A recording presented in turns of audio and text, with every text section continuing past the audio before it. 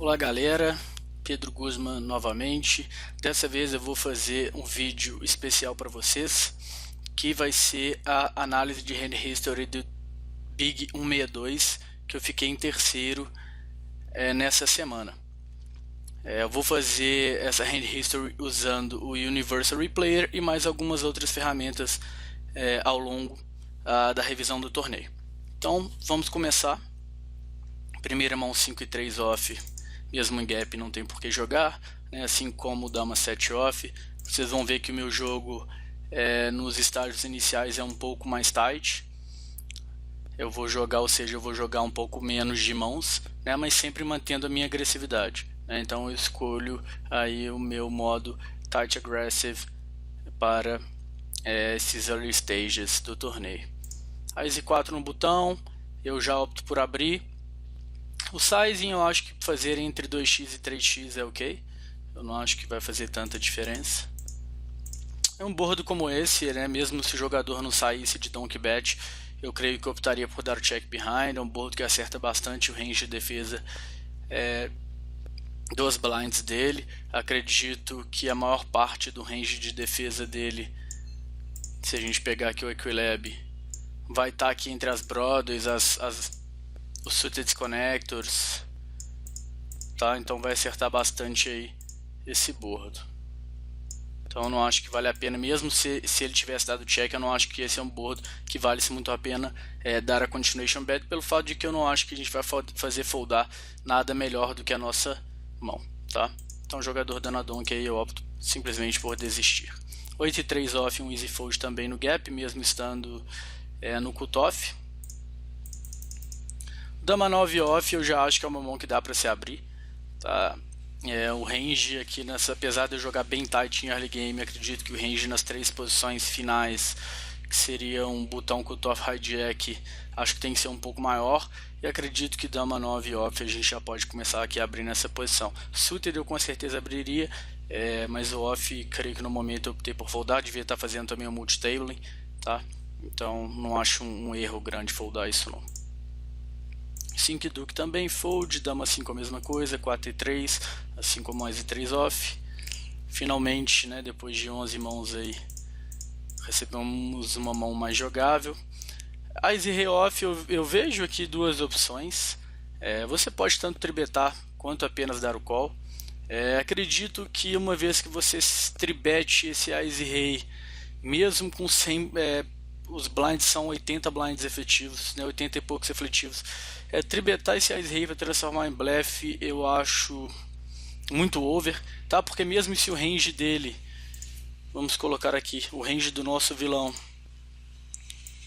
for a dama mais e Ás Rei, contra esse range a gente tem praticamente 40% de equidade, com um pouco de dead money aí deve justificar se atolar.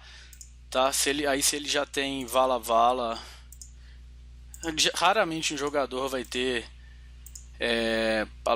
um range maior do que esse de all-in pré-flop, tá? Então devido a isso particularmente eu prefiro não atolar, não aumentar a variância do meu torneio fazendo esse tipo de jogada, tá? Então eu vejo a opção aqui para não tribetar e ter que foldar, que eu acho que seria também uma jogada não muito boa, eu prefiro simplesmente fletar o meu Ás e rei, tá? Além disso eu deixo meu range balanceado e a minha mão fica um pouco mais difícil de distinguir do ponto de vista dos meus adversários, tá? Como eu disse, tanto call quanto tribet. Tribetar também, aí vai depender muito das estatísticas do adversário, pela questão de muitos jogadores que foldam muito pouco para tribet, aí eu vou optar por tribetar, tá? Agora contra os jogadores que foldam bastante e já dão muita forbet, eu vou optar por dar o call. Então essa jogada com o meu Ás e rei vai depender mesmo do estilo do meu adversário, tá? Agora eu tenho duas overs e a broca, é bem tranquilo o meu check call, tá? Também não vejo por que jogar esse meu draw de forma muito agressiva. Acerto um as, mas é um as de ouros, eu posso estar perdendo para as e 10, as e valete, tá? Posso perdendo para as, vala vale 4-4, assim como 10-10, posso estar perdendo para o flush, então eu não vejo também por que jogar minha mão de forma agressiva, uma mão tem valor de showdown, então simplesmente controlar o pot e jogar de check call. O jogador opta pelo check também.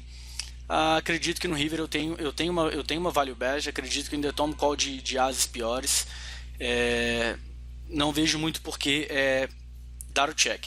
Tá? Acredito que o bet fold seria sim a melhor jogada.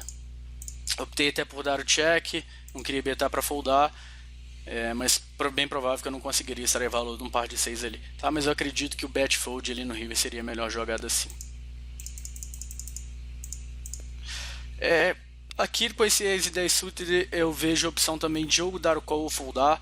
Tribetar esse Ace 10 eu já acho um pouco over, tá? Porque contra a maioria do range de call dele, nosso Ace está dominado. A partir do momento que nós o tribetarmos, a maioria dos regulares e bons jogadores vai ter um range de call, talvez assim, tá? Deve se não for atolar vala, vai dar call com os pares, vai dar call com suited connectors, vai talvez dê call com algo assim, tá? Então você vê que o nosso range, o nosso Ace 10 tem uma equidade boa contra esse range de call. Sim, a gente tem quase 50%, mas em compensação, em contrapartida, o nosso As está extremamente dominado contra o range de As do nosso adversário. Se a gente acerta um bordo, por exemplo, como vamos colocar As 3 e 6, sim, nós temos 75% de equidade contra o range todo. Agora, considerando todo o range que vai continuar, que seriam as trincas, talvez um par ou outro, os pares mais fortes, como o Border Rainbow, eu duvido muito que esse tipo de mão vai continuar. Então nós temos esse tipo de mão continuará nesse board do nosso adversário. Contra essas mãos nós estamos perdendo, tá? Isso considerando que ele ainda vai dar alguns calls. Opa, desculpa. Ele ainda vai dar alguns calls com pares que estamos à frente. Se a gente desconsiderar esses pares e colocar só um par mais forte, a gente está perdendo de muito, tá? A gente está em uma situação de 70-30. Então nós não temos valor para jogar nossa mão no post-flop com um board como esse. Então por isso que eu prefiro não tribetar esse meu Ace 10 suited, tá? E simplesmente, se for jogar, dar o call aqui no small blind. No caso eu optei por foldar, que eu também acho bem ok. Bala 7 off após alguém abrir no fold. Se chegasse em gap no botão, eu optaria por abrir sim, tá? Como eu disse, apesar de ter um jogo mais tight em early game nas posições finais, que eu considero botão cutoff hijack, eu vou jogar de forma um pouco mais loose. Easy fold com 10 e 3 off. Rei 4 chegando em gap, também acredito que é um fold bem tranquilo, não precisa jogar tão loose assim nesse early game. 10 e 8 também, 3 e 6 suited também. De novo, prestigiados com Ace Rei no Big Blind.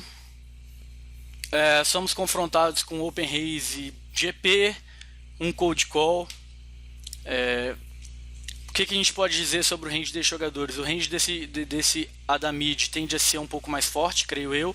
A maioria dos jogadores vai ter um range de abertura em EP, um range bem sólido, tá? Um range praticamente que se joga por valor, tá? Então eu acredito que se decidirmos por tribetar, ele não vai dar muito call e vai para o pau com a gente só com as mãos que nós não temos uma equidade tão boa, como eu mostrei anteriormente.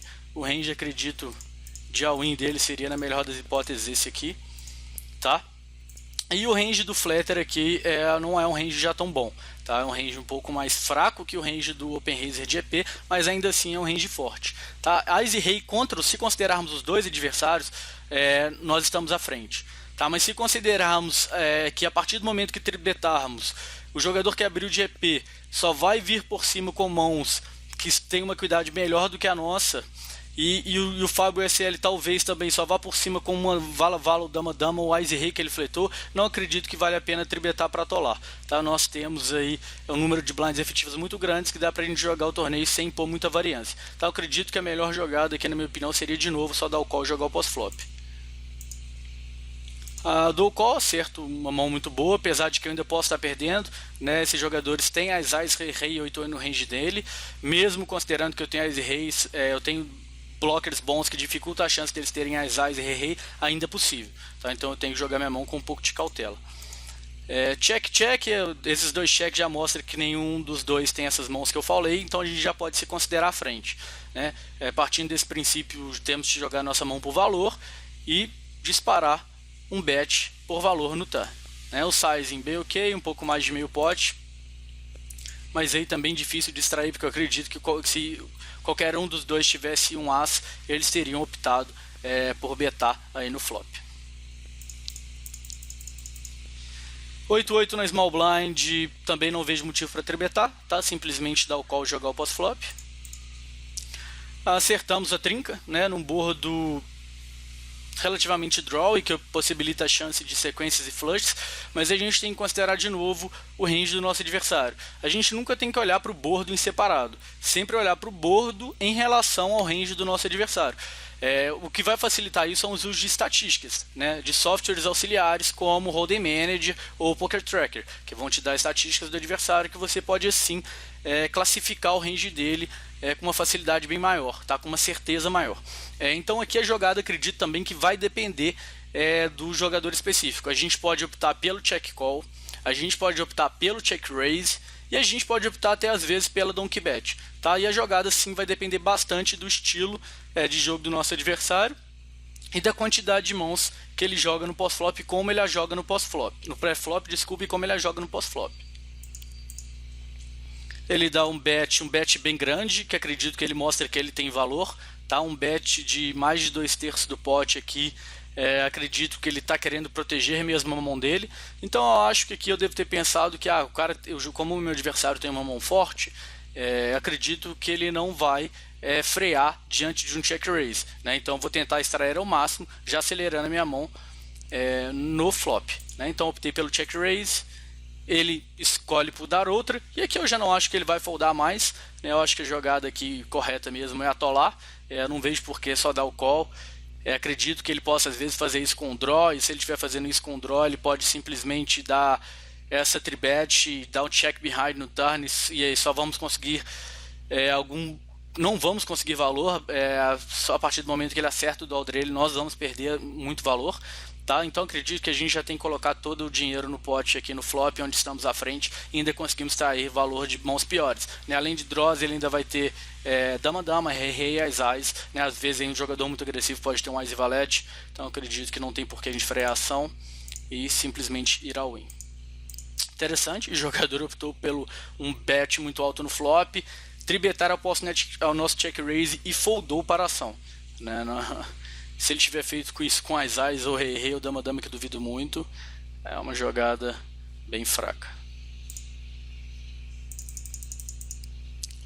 Temos as e 5 em posição final, confrontados com open raise de EP. Eu optei pelo call, tá? Um as e 5 é uma mão que tem uma jogabilidade boa, é uma mão que, se eu acertar uns 2 pares ou um draw bom, eu ainda posso conseguir extrair bastante do meu adversário pelo fato do range dele que ser bastante forte, tá? Então acredito que é uma mão que tem boas em play de odds, e com esses stacks efetivos aí de 100 blinds, acredito que dá para se jogar principalmente em posição. Aqui, sem acertar nada demais, só um backdoor draw, eu vou simplesmente foldar no flop. Dama 4 off, easy fold, né? Mesmo em posições finais. Rei 2 também, dama 4 off também, rei 3, 7 duque.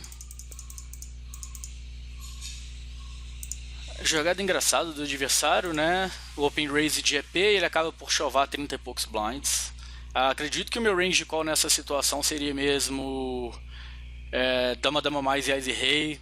Talvez vala mais, mas o meu range seria bem mais tarde se eu estivesse na posição do black, 8-8. Dama no small, vejo opções aqui também de fletar tanto quanto tribetar. Acredito que a opção mais correta vai depender das estatísticas do nosso adversário, e vejo as duas como viáveis. Eu opto por tribetar, e como eu acredito que o Maverick, que é um bom regular de high stakes, ele vai ter um range muito grande de abertura do botão, ele não vai dar muito calls assim, né? Então esse fold é até esperado. Rei 4 off no botão, já opto por abrir. Posso ter uma tribet, também tem um fold, bem tranquilo. Agora já existe usante, né? Então o jogo vai se tornar um pouco mais agressivo pela existência desse dead money. Tendo isso em vista, eu vou alargar um pouco meu range de abertura, tanto das posições iniciais e obviamente das posições finais, e vou jogar também de uma maneira um pouco mais loose, um pouco mais agressiva no pré-flop, tribetando mais, né, fazendo mais. Para assistir o vídeo completo e mais informações, acesse facebook.com/Pedro Guzmán Madeira.